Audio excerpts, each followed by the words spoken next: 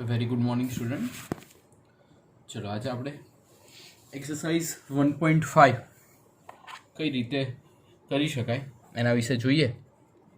તો એક્સરસાઇઝ 1.5 માટેની આજે શરૂઆત કરતાં પહેલાં આજનો ટૉપિક શું છે એ ખાસ જોઈ લઈએ. કે પહેલાં આપણે આજે સમજવાનું છે પૂરક ગણ. શેના વિશે સમજવાનું છે? પૂરક ગણ વિશે સમજવાનું છે. તો અગર આપણે પૂરક ગણ વિશે ચર્ચા કરીએ તો પૂરક ગણ વિશે હું એવું કહી શકું કે ભાઈ પૂરક ગણ એટલે કઈ રીતે વ્યાખ્યાયિત થશે. જેમ કે હું તમને કહું કે ધારો કે એ બરાબર શું હોય? 1 2 3 4 5 6 7 આવું છે, બરાબર. અને યુ જે છે એ કેટલો છે? 1 2 3 4 5 6 7 8 9 10 સુધી છે. યુ 1 થી 10 છે અને એ 1 2 3 4 5 6 7 છે. તો આપણે એનો પૂરક ગણ જો ફાઇન્ડ કરવો હોય એટલે કે એ ડેશ ફાઇન્ડ કરવો હોય તો કઈ રીતે કરીશું? પૂરક ગણને એક તો પહેલાં કહેવાય એ ડેશ. એ ખાસ ધ્યાન રાખજો. હા, પૂરક ગણને શું કહેવાય? એ ડેશ. તો યુમાં કેટલા છે? 1 થી 10 સભ્યો છે. એમાં કેટલા છે? 1 થી 7 છે. તો પૂરક ગણમાં કયા આવશે? એના જેટલા સભ્યો હોય એ આવે નહીં, એ સિવાયના બધા. એટલે કયા? 8 9 10. પૂરક ગણમાં એના સભ્યો આવે નહીં, એટલું યાદ રાખવાનું, બરાબર. આટલું એકદમ સિમ્પલ લોજિક છે કે પૂરક ગણમાં જે તેના સભ્યો હોય એ સભ્યો આપણે ઇન્ક્લુડ કરી શકીએ નહીં. જેમ કે હું કહું કે આપણે એવું કહી શકીએ કે ભાઈ આની વેન આકૃતિ દોરીએ. ચલો, વેન આકૃતિ આની આપણે દોરીએ.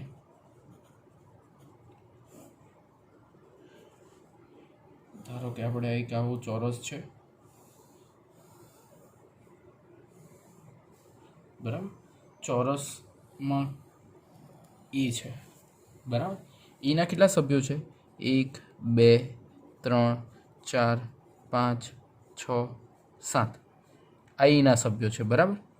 અને એ ડેશમાં કયા કયા છે? 8 9 અને 10. તો જે હું લાલ કલરનો ભાગ જે હાઇલાઇટ કરું છું, એ ભાગને કહેવામાં આવે છે, એ ભાગને શું કહેવામાં આવે? જે રેડ છે એને કહેવામાં આવે એ ડેશ. શું કહેવામાં આવે? એ ડેશ. જે બ્લેક છે, જે બ્લેક હાઇલાઇટ કરું છું, જે બ્લેકથી હાઇલાઇટ કરું છું એને કહેવામાં આવે એ, બરાબર.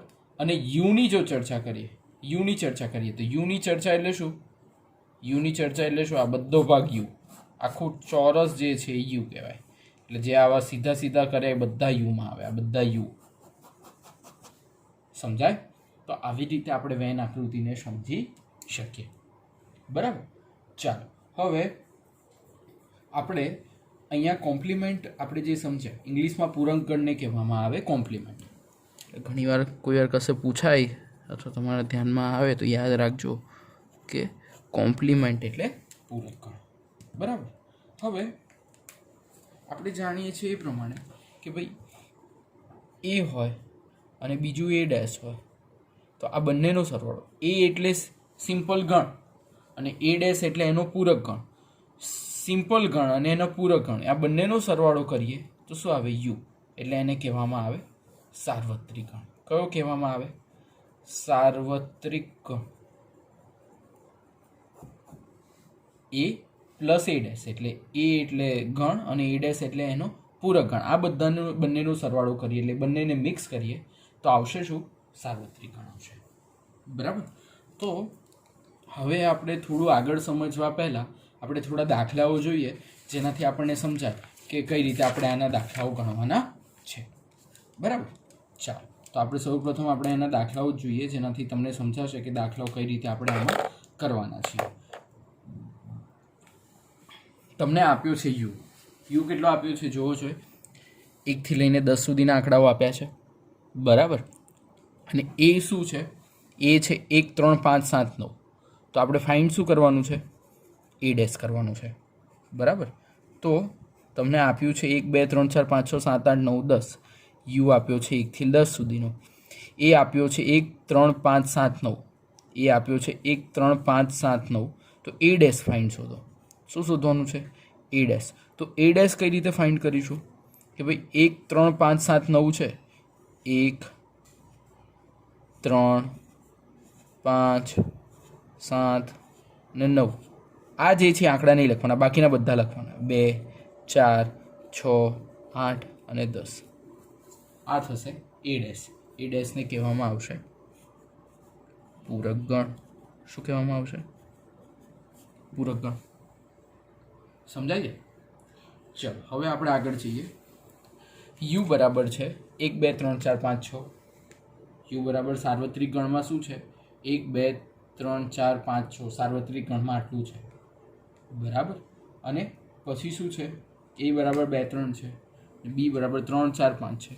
તો આપણે શોધવાનું એટલે બતાવવાનું છે, સાબિત કરવાનું છે કે ભાઈ એ યોગ બીનો જે પૂરક ગુણ છે, એટલે એને ડેશ હું કહીશ, એ યોગ બી ડેશ બરાબર એ ડેશ છેદ બી ડેશ, એવું તમારે સાબિત કરીને એને બતાવવાનું છે. તો આ જ્યારે સાબિત કરવાની શરૂઆત કરીશું, ત્યારે શરૂઆત કેવી રીતના કરીશું? પહેલાં કરીશું એ યોગ બી. શું કરીશું? એ યોગ બી. એ યોગ બી કરીશું તો શું મળશે? એ અને બીનો યોગ કરીએ તો શું મળશે? એના બધા સભ્યો કયા? 2 3, 3 છેલ્લે નહીં લખીએ, 4 અને 5. આ એ યોગ બી થયો. હવે એનો ડેશ એટલે કે એનો પૂરક ગણ, એટલે કે ભાઈ એ યોગ બીનો પૂરક ગણ એ યોગ બી ડેશ કરીએ તો શું આવે? 2 3 4 5 તો કર્યું, એ સિવાયના બધા સભ્યો આવશે. 2 3 4 5 સિવાયના સભ્યો કયા? 1 અને 6 એ યોગ બીના પૂરક ગણમાં આવશે, બરાબર. એટલે આ જવાબ પહેલો થયો એવું માનો, બરાબર. ચલો હવે આપણે શું ફાઇન્ડ કરવાનું છે? એ છેદ બી ડેશ કરવાનું છે. તો પહેલાં આપણે એ ડેશ ફાઇન્ડ કરીએ. એ ડેશ શું આવશે? એ 2 3 છે તો એ છેદ શું આવશે? 1 4 5 6 આવશે. 1 4 5 6. અને બી ડેશ શું આવશે? 3 4 5 છે તો શું આવશે? 1 2 6. શું આવશે? 1 2 6. હવે એ ડેશ છેદ બી ડેશ કરીએ તો શું આવે? 1 કોમન 1 કોમન, 6 કોમન 6 કોમન, 1 અને 6 આવશે. એ છેદ બી ડેશ આવશે, 1 અને 6 આવશે, બરાબર. તો આ રીતે આપણે કોઈનો પણ છેદ ગણ શોધી શકીએ. હવે નેક્સ્ટ હું તમને બતાવું તો કે ભાઈ એ ડેશનો ડેશ શોધવાનો છે, બરાબર.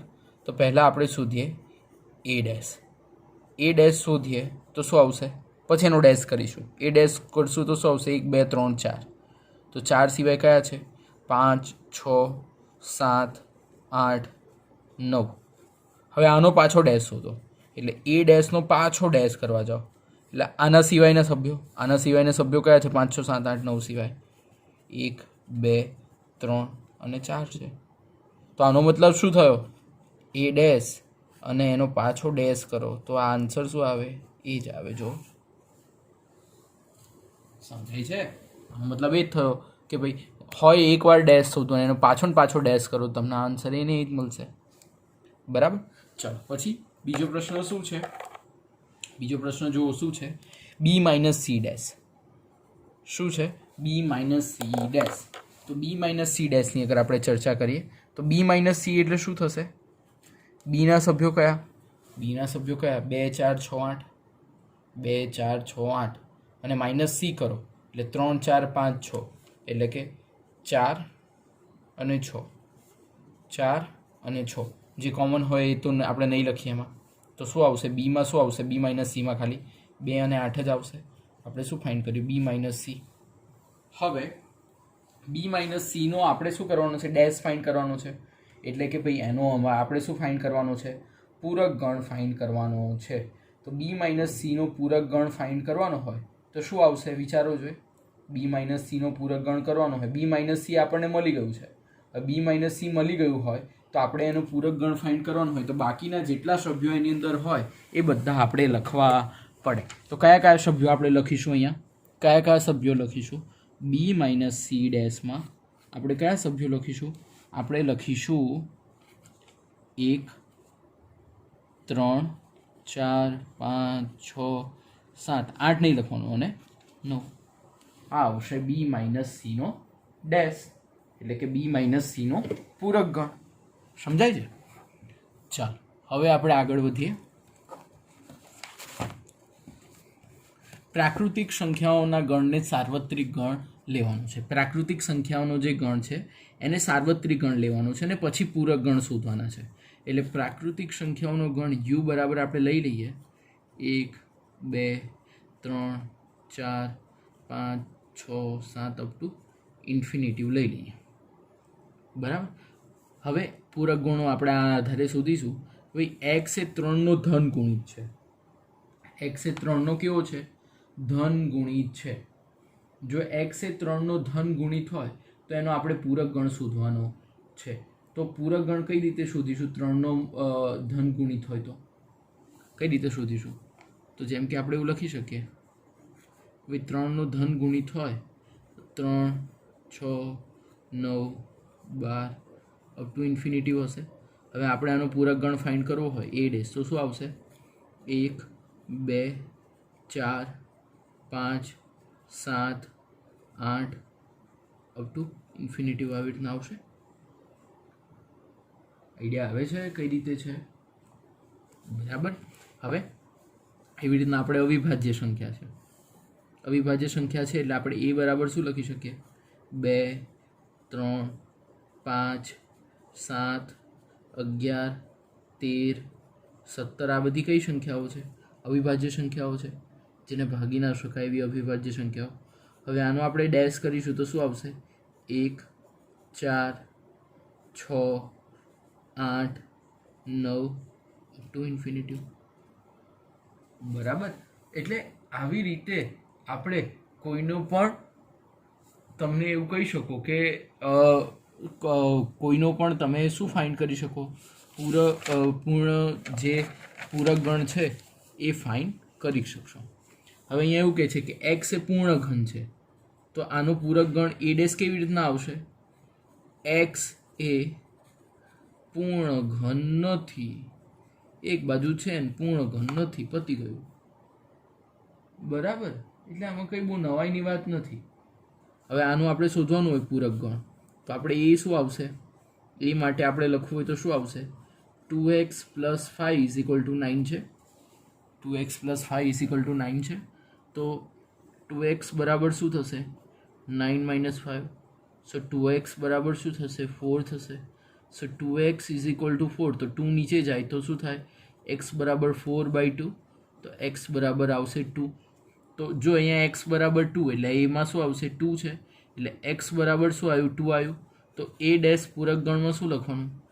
x ≠ = 2. ખતમ. બરાબર. હોય એના કરતાં ઉલટું લખવાનું. પૂરક ગણ એટલે હોય એના કરતાં ઉલટું ઠોકો. બરાબર. ચાલો આ એક તમને કરીને બતાવું છું. જો કે આવા તમને કરીને બતાવ્યા ને એ યુનિયન બી ને એ છેદ બી ડેશ. શું કરવાનું? પહેલાં એ યોગ બી ફાઇન્ડ કરવાનું ને એ યોગ બી આવે પછી એનો ડેશ ફાઇન્ડ કરી દેવાનું. અહીંયા શું કરવાનું? એ ડેશ ફાઇન્ડ કરો, બી ડેશ ફાઇન્ડ કરો, પછી બંનેનો છેદ ફાઇન્ડ કરો. બરાબર. સેમ આમાં પણ એવું કરવાનું છે. તમે જાતે કરજો, આ દાખલાઓ તમારાથી થશે. બરાબર. ચાલો હવે વેન આકૃતિઓ આ મારે તમને બરોબર સમજાવવું પડશે. તો આમાં તમે પ્રોપર ધ્યાન રાખજો. હું તમને સમજાવું છું કે કઈ રીતે વેન આકૃતિઓ દોરવાની. આનો એક પ્રશ્ન ખાસ તમારી સ્કૂલની એક્ઝામોમાં પૂછાતો હોય છે એટલે પ્રોપર ધ્યાન રાખજો. બરાબર. એ યોગ બી ડેશ. બરાબર. ચાલો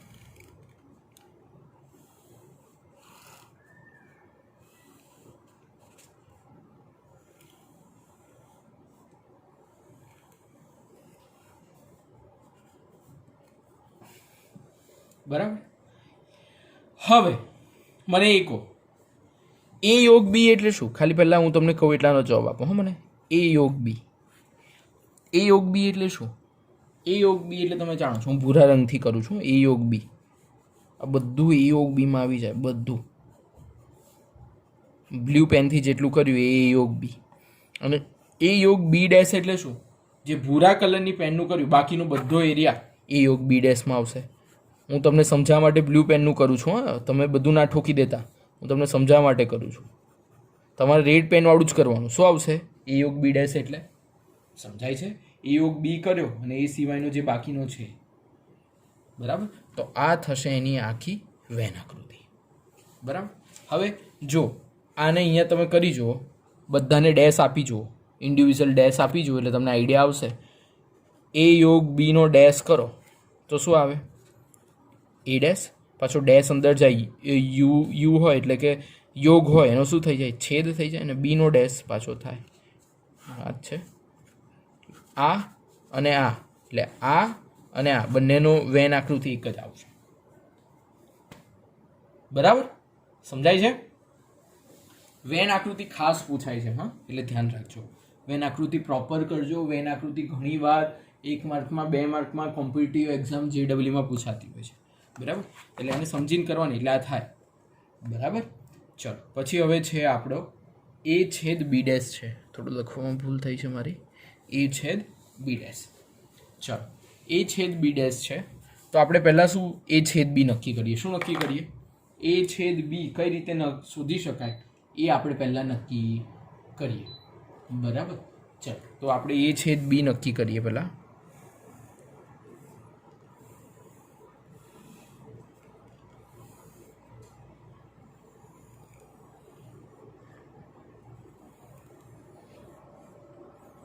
આ એ અને આ બી, બરાબર. હવે એ છેદ બીની અગર હું ચર્ચા કરું તો એ છેદ બી એટલે શું? એ અને બીનું કોમન. તો એ અને બીનું કોમન કેટલું છે? આટલો ભાગ છે. એ અને બીનો કોમન આટલો ભાગ છે. તો હવે આપણે એનો ડેશ કરીશું તો શું આવશે? હવે આપણે ડેશ કરીશું તો શું આવશે? ડેશ કરીશું તો આવશે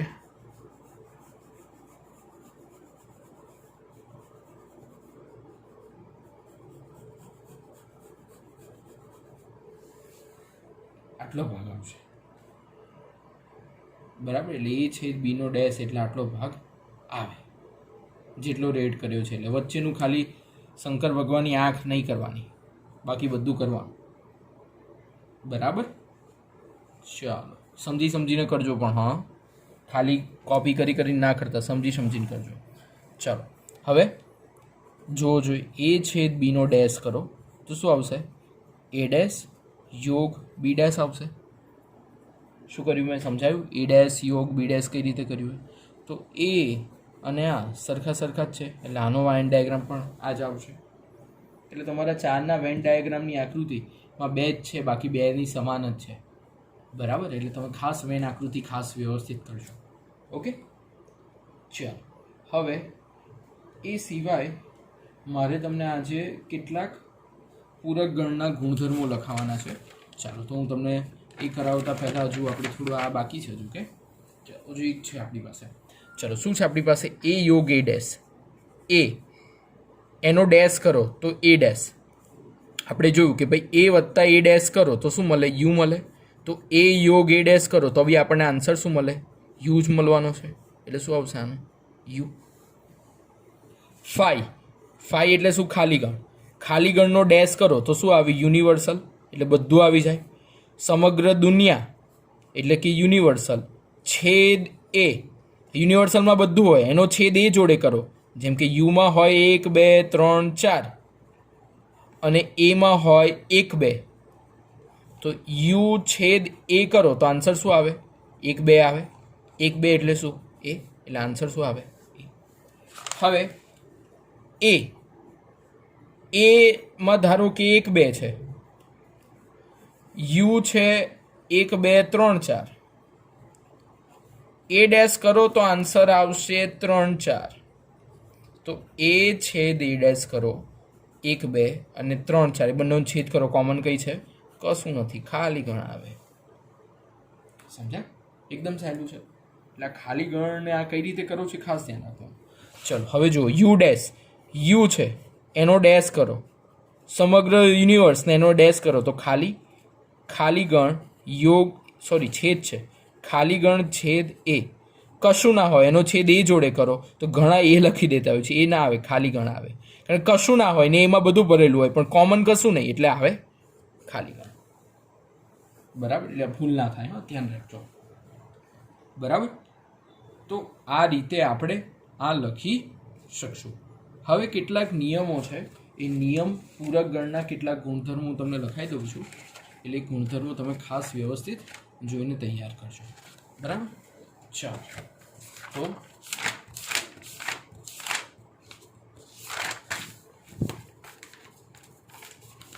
આપણે જોઈએ પૂરક ગણના કેટલાક ગુણધર્મો. પૂરક ગણના કેટલાક ગુણધર્મો. બરાબર? તો પહેલો આપણે નિયમ લગાવી શકીએ પૂરક ગણનો. તો પહેલા નિયમ પ્રમાણે એવું કહી શકીએ કે પૂરક ગણનો નિયમ. શું જોઈશું? પૂરક ગણનો નિયમ. પૂરક ગણના નિયમમાં લેવા જઈએ તો એ યોગ એ ડેશ, એ યોગ એ ડેશ બરાબર યુ થશે અને એ છેદ એ ડેશ બરાબર 5 થશે. આ પહેલો પૂરક ગણનો નિયમ થયો. સમજાય છે? પછી આપણે બી જોઈએ. બી જોઈએ તો બીમાં જોઈએ દ મોર્ગનનો નિયમ. ઘણીવાર આ રીતના દર મોર્ગનનો નિયમ બોલો એવું પણ પૂછાતું હોય છે, એટલે ખાસ આ કરી નાખો. દ મોર્ગનના નિયમમાં શું આવશે? એ યોગ બી ડેશ બરાબર શું આવશે? એ ડેશ છેદ બી ડેશ, અને એ છેદ બી ડેશ જેમાં આવશે એ ડેશ યોગ બી ડેશ. બરાબર? ચાલો હવે ત્રીજો નિયમ જોઈએ, દ્વિપૂરક ગણનો નિયમ. દ્વિપૂરક ગણનો નિયમ. ચલો દ્વિપૂરક ગણના નિયમમાં આપણે જોઈએ તો આપણી પાસે છે એ ડેશ, એનો પાછો ડેશ કરો તો શું આવે? એ. હમણાં જ જોયું આપણે. બરાબર? અને સાર્વત્રિક ગણમાં તો તમે જોયું કે 5 ડેશ કરો તો યુ અને યુ ડેશ કરો તો 5. આ તો તમને ખબર છે, એટલે આ લખી દેજો નીચે. બસ એટલે આટલું 1.5માં થશે. કાલે 1.6 એક્સરસાઇઝ આપણે જોઈશું અને પછી આ ચેપ્ટરના મિસેલેનિયસ એક્ઝામ્પલ આપણે કરીને ચેપ્ટર પૂરું કરીશું. બરાબર? આ પહેલું ચેપ્ટર સહેલું છે. ધીમે ધીમે હવે ચેપ્ટર વખરા આવશે. ઓકે, ચાલો તો આજે આપણે આટલું રાખીએ. આને રિલેટેડનું એસાઇનમેન્ટ હું મૂકું છું, એ પ્રોપર હવે તમે કરવા લાગો.